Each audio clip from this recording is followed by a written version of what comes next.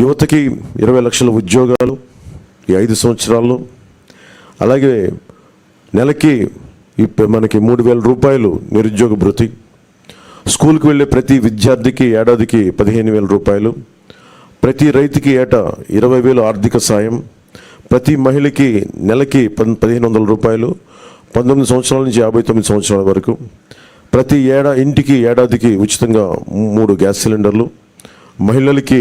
ఉచిత బస్సు ప్రయాణం,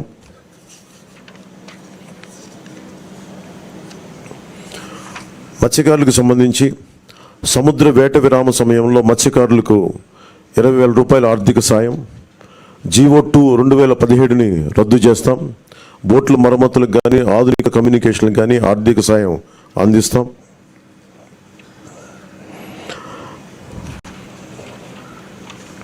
ముఖ్యంగా ఆర్యవైశ్య సంక్షేమానికి ఆర్యవైశ్య కార్పొరేషన్కి తగు మేరకు నిధులు కేటాయింపు,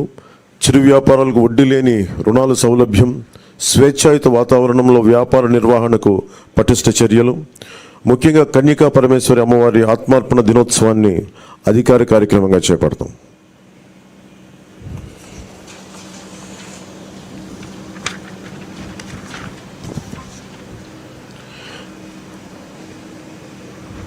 ఆక్వా రంగానికి సంబంధించి అవసరం ఉన్న జిల్లాల్లో 5,000 టన్నులు నిల్వ సామర్థ్యం కలిగిన కోల్డ్ స్టోరేజ్లు, అన్ని జోన్లో ఉన్న వారికి విద్యుత్ యూనిట్కి గతంలో లాగే ₹50 సరఫరా చేస్తాం, ట్రాన్స్ఫార్మర్ల ధర తగ్గిస్తాం, ఏవియేటర్లపై సబ్సిడీ అందిస్తాం. ఏ ఇసుక కోసం అయితే దోపిడీ చేసిందో జేపీ వెంచర్స్, దానికి ప్రజల నుంచి దాదాపు 39 పైగా భవన నిర్మాణ కార్మికులు చనిపోయారు.